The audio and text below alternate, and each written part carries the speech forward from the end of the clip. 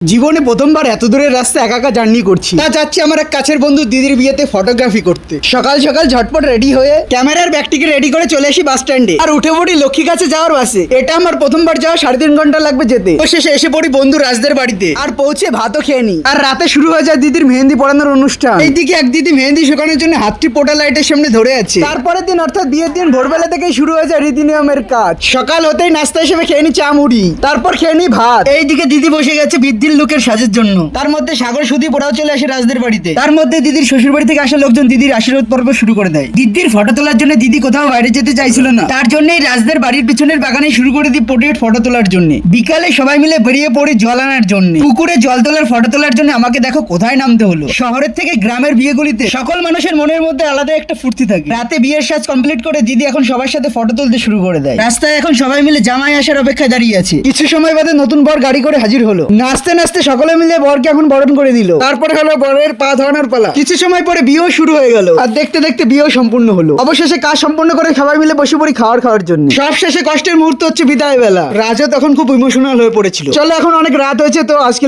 Bye bye.